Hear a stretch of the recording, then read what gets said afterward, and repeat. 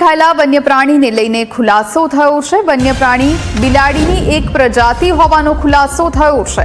રહેણાંક વિસ્તારમાં દેખાયેલું પ્રાણી તાડ બિલાડી। પ્રાથમિક રીતે સ્થાનિકોને પ્રાણી ઝરખ જેવું લાગ્યું હતું। વન વિભાગના અધિકારીએ જણાવ્યા પછી સ્થાનિકોને રાહત થઈ। બિલાડીનું રેસ્ક્યુ કરવા સ્થાનિકોએ વન વિભાગને જાણ કરી। મારા ઘરના સામે એક ઝાડ આવેલું છે। ઝાડ ઉપર તાડ બિલાડી કે ગમે તે જાનવર હતું એવું ભયાનક કે એને જોઈને લોકો એની આંખો જોઈને ડરી જાય એવા પબ્લિકમાં ભય પેદા થઈ ગયો હતો। મહેલ્લામાં લોકો મહેલ્લામાં લાકડી લઈને ઊભા થઈ ગયા હતા, પણ બધા મહેલ્લાવાળાએ બીજાએ બધાને અધિકારીઓને બધાને ફોન કર્યા, પણ કોઈ હાજર રહ્યું નહીં, કોઈએ સાંભળ્યું નહીં, કોઈ આવ્યું નહીં। અહીંયા આગળ પછી જેમ વાયા ખબર પડી એમ 400 થી 500 માણસ લોકો અહીંયા આગળ હાજર થઈ ગયા હતા। બધા ટોળા અમે અહીંયા આગળ રીતસર બધાએ જોયું છે। મેં મારી નજરે જોયું હતું, આમ કઈ બિલાડી જેવું હતું, પણ એ દોડીને ઝાડ પર ચડી ગયું અને બધા ભેગા થઈ ગયા લોકોના ટોળા, પણ કઈ પછી આ હાથમાં આવ્યું નહીં।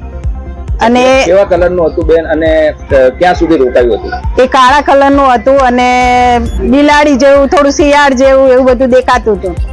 વિરમગામ તાલુકાના રેવન્યુ વિસ્તારમાં ઠેર ઠેર જગ્યાએ પાણી ભરાયેલ હોય, જેથી જે વન્ય પ્રાણી તાડ બિલાડી છે ખોરાકની શોધમાં ઇનકા રહેણાંક જે વિરમગામ રહેણાંક વિસ્તાર છે એમાં આવી ગયેલ હોય। તો વધુમાં આ બાબતે અમે એ જણાવીએ છીએ કે વન્ય પ્રાણી તાડ બિલાડીને હેરાન પરેશાન ન કરો અને ખોટો લોકો ઉશ્કેરણી ના થાય અને એનો પજવણી ના થાય અને એને હેરાન પરેશાન ના થાય તે બાબતની અમારી એક ભલામણ છે।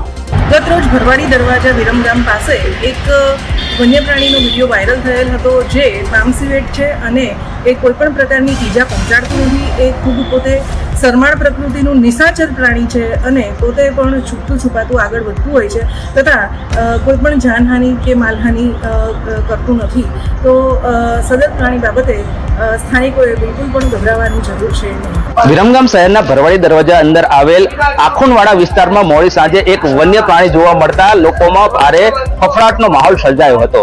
પ્રાથમિક મળતી માહિતી મુજબ લોકોને આ પ્રાણી ઝરખ જેવું લાગ્યું હતું, પરંતુ વન વિભાગના નિષ્ણાતોના જણાવ્યા મુજબ આ એક તાડ બિલાડી છે એ જોવાનું જાણવા મળ્યું છે।